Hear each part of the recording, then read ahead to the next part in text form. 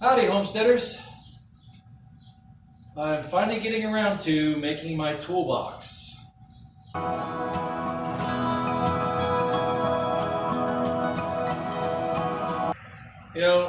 Sometimes for me, I'm sure this is not true for everyone, but maybe it's just the stage of life I'm entering into or what's going on. But it seems like I never seem to have energy.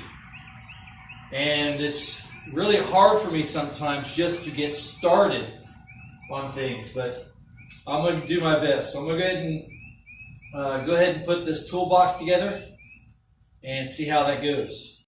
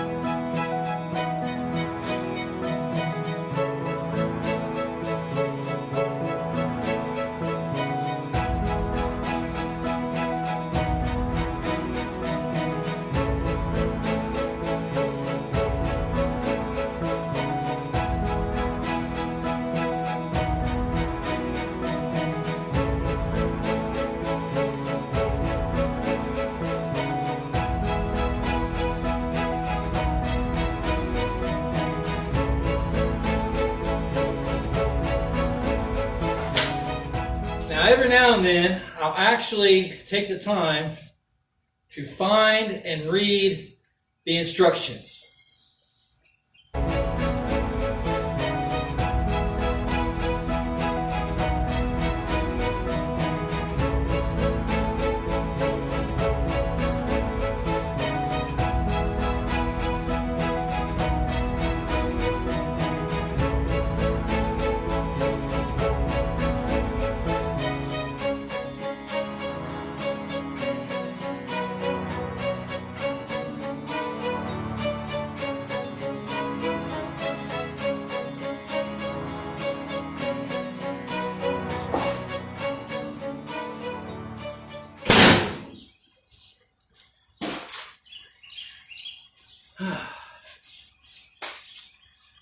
Well, I'm looking at the instructions, and it's telling me about parts I can't find. So I don't know where the swivel casters are. I'm not sure how to get these drawers open. I got the keys, but they don't seem to be working. Already, this is not going very well. So I'll have to work my way through it.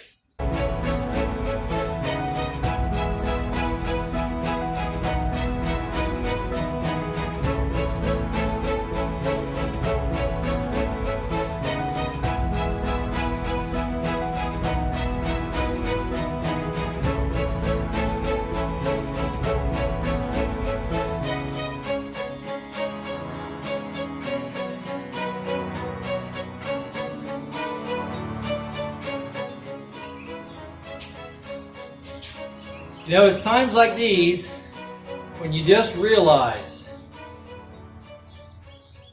it's time to watch a YouTube video.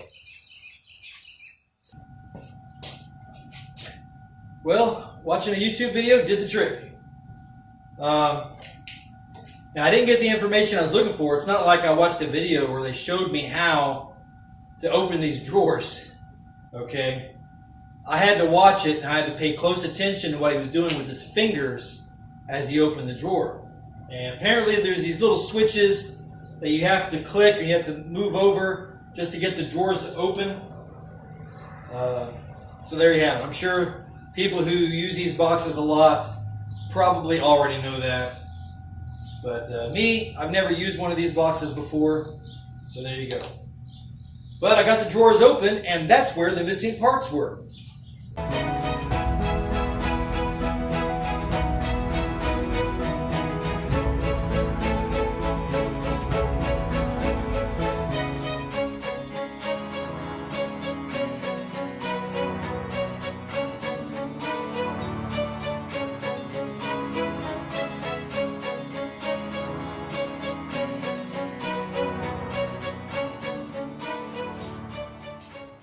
Okay, when you go to put the casters on there, you got to make sure that you put the swivel ones together on one side and then the ones that don't swivel together on the other side. You don't want to mix match them.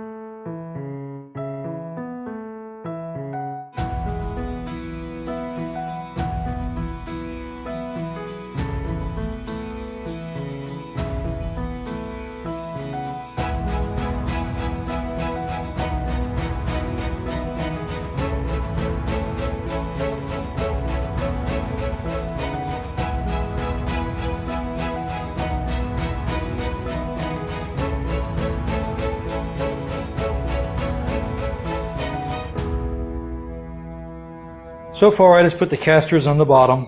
That part's pretty straightforward. Just make sure that you're doing two sets. These two on one side will have to be the ones that rotate, swivel casters, and the other two on the other side are the ones that are going to be solid or straight. Now that's pretty straightforward. These instructions are probably the worst instructions I've ever seen. They don't tell you which bolts are which. They don't really show you very good instructions. They show you a picture that's not really well done. And you have to do a lot of guesswork. So at this point, I guessed wrong. I guessed that the support goes on the inside of the box. And as I'm sitting here struggling with this and wondering why it's not lining up, wondering why it's not working, I had the realization that actually it's supposed to go on the outside of this to cover up this seam right here. So it's a good thing I didn't tighten it down, but all I got to do is take these bolts back out, put it on the outside, and then have another go at it.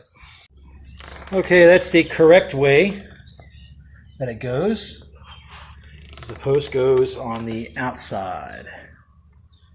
So let me go ahead and do the other three. All right, I got all four of these on. Now I'm going to do the cross braces. That goes from here, crossed, from here, crossed. So this is what I'm dealing with. These are the instructions. And sure, they have little pictures. They say do this, do that. They even have the bolts with little numbers next to them. But the bag is just a bag with a little safety information on the side, and that's it. So I'm just putting it together. Right now I'm just trying to figure out what direction these sidebars go in, because I see this little tab right here. But there's little tabs on there. I have to find out which direction they're all going to face and how all that's going to work. Now I know that these shorter ones will go on the end. This will go on the shortest part between here and here. Then again, I have to make sure that I get to, do I do it this way or do I do it this way? You know, it can get pretty hot out here. And when things are as hot and you got instructions that don't seem to make sense, it's really easy to lose your patience. So, you know, when you're doing things like this, you really got to think of it as an exercise in meekness. You know, a lot of people, they don't understand what the word meek actually means. And the word meek does not mean that you're weak. It actually means the opposite of being weak. Because people who are weak are usually not meek. Let me explain. Meekness is probably best described among horses. As it turns out, I was slightly wrong on the story that I had, but it does involve a horse. So I just want to correct that now. The Greek word that's translated into meek or meekness comes from the Greek word praeos or something like that. I'm not a Greek scholar, okay? But it's used to define a horse trained for battle. You know, so they take their best horses and they take them and they put them through special training so that they could be used in battle. And you know, the way they trained them is that they were disciplined to respond to their master's slightest nudge or pressure. So they're very responsive, very obedient. They could gallop into battle at 35 miles per hour and come to a sliding stop at a word. And they were not frightened by arrows or spears or torches. So now as things went by, the Greeks taught the Romans, and then to the Moors, then to the Spanish conquistadors and the Austrian Empire. And there are some instances of horses charging into the face of exploding cannons and charging right into the face of exploding cannons. As Lord Tennyson expressed in his poem, The Charge of the Light Brigade. And meekness does not mean weakness. Meekness is maintaining under pressure.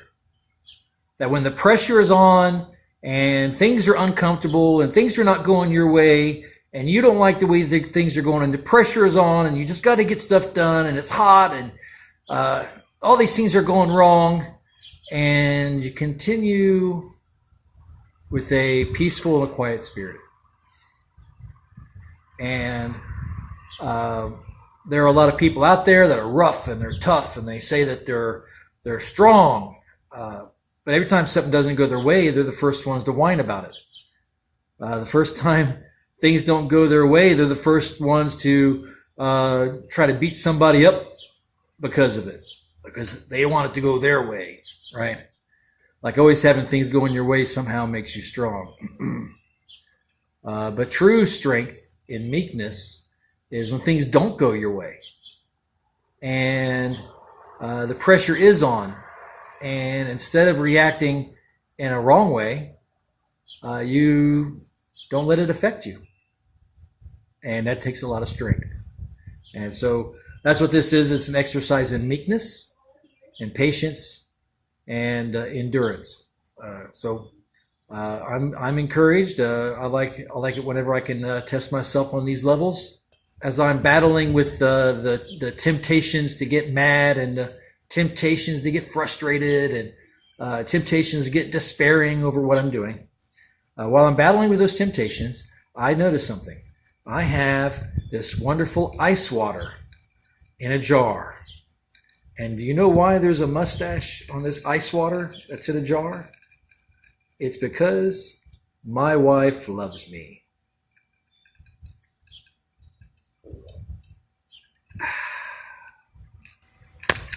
With a little trial and error, it looks like I pretty much got it together, figured out what orientation everything seemed to go. On the instructions, it did say that on the side with the swiveling casters, that's the side you put both the tray, and later on we'll put the handle on up here when we attach the top of the box. But this is what we've got so far, and hopefully I got it figured out right. And we will find out. It seems that my next step involves taking that chest and lifting it up and then lowering it down into this and throwing in my bolts and screwing them in place. So I'm going to have to get my wife to help me with that. It's not a one-person job. It's a several-person job. But one thing I am going to do to make things a little easier is I'm going to take everything out of the top of this toolbox. And I'm also going to take all the drawers out. To get these drawers, to get them out, you pull them out, and there's this little lever. The one on the right side comes up. And then the one on the other side goes down. And when you do that, at the same time, the drawer comes out. I have the first drawer out. And I'll use the same method to get all the drawers out. Okay, while we're watching me put the drawers in, I am going to come out here and look what my wife did. Is she put this fan here on the rabbit that is in crisis and blowing some air across her to help her to cool down more. And she's really enjoying the air, and actually the buck that's behind her, he's enjoying a little bit of that air too. And all we do is have just a regular fan, and we have it plugged into an extension cord right here to our building, which is right next to our rabbit hutch, and it just happens to have electricity. So that's something that my wife is doing to help her out a little bit. Thank you, honey. You're welcome. And I just don't want to see her die. Yep, and I'm able to do this all at the same time that I'm actually putting the tool chest together. Oh, wait a second, that's not possible. Well, okay, it looks like I'm doing it at the same time, but I'm not really doing it at the same time. You're silly. It's just a little picture-in-picture, honey. Oh. Little picture-in-picture action going on. Picture. Yep, we got ourselves right now. This is in the smaller picture. Then the bigger picture is showing me wrestling with that tool chest in there. Oh, that's creepy. Yeah, so that's what people are looking at right now. That's just creepy. That's weird, dear. It's just good video editing, honey. She's eating. Very nice. Also found out that their ears is the main source of cooling. So a lot of times during the day, they'll stick their ears up. Which on a hot day, it's a good thing to see your rabbit sticking the ears up. Mm-hmm. That means they're doing good. If your ears are back on their body, that means they're on the verge of giving up. Yeah, they're in pain. Yeah. They don't want to be bothered with, and they're not doing well at all. Yeah. We're still hoping this one snaps out of it. We don't really want another dead rabbit on our hands. So we're doing everything that we can. She is eating, so praise God. What I just did is I attached these little pistons right here so my wife would not have to hold the lid. And I can continue to tighten all these bolts down that are just now finger tight. All these are finger tight.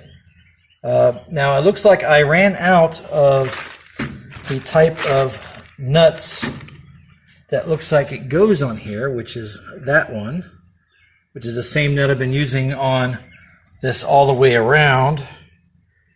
I'm going to look around for it, but if I can't find it, that's fine, because for some reason I had some extras of this other type of nut. There's a lock nut, and if I can't find the actual nut, I'll just use that. It's not that big of a difference. It's the same size. It must have been really hot that day. I forgot to put the final part of the video on here, so I'll go ahead and do that now.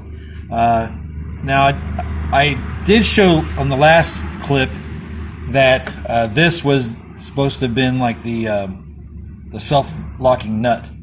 But I decided not to put that there. Instead, I decided to put the self-locking nut on this side, holding the toolbox together, because a self-locking nut, you put it on there, you don't ever plan to take it off. If for whatever reason this piston goes bad, I want to be able to have a nut on there that I can easily take off. So I use the ordinary nut for that, and I put the self-locking one there. So, but I just I had to improvise on that. And the other thing I didn't show is I didn't show the addition of this handle. And really, it's just pretty simple, but the handle, I put it on the second hole from the top, right here. And it's the same bolt that's holding this box onto the frame. So when you put the box onto the frame, at the same time you put this bolt through, you have to put this handle on at the same time. So of course, like I said before, it's on the same side that has the little tray for putting stuff in. I've already got something in there. And it's also the same side of the cart that is got the pivoting casters. That way, whenever you move it around, it makes it easy for you to deal with when you have the pivoting casters on the same side as the handle. It's easier to guide, to direct, to move. The only thing I didn't show last time was how to open each drawer right here. And you push that over, push it this way, and it opens. And I guess that's to make it so it doesn't open by accident. You push that over, it opens. And I really like the way this drawer glides very easily.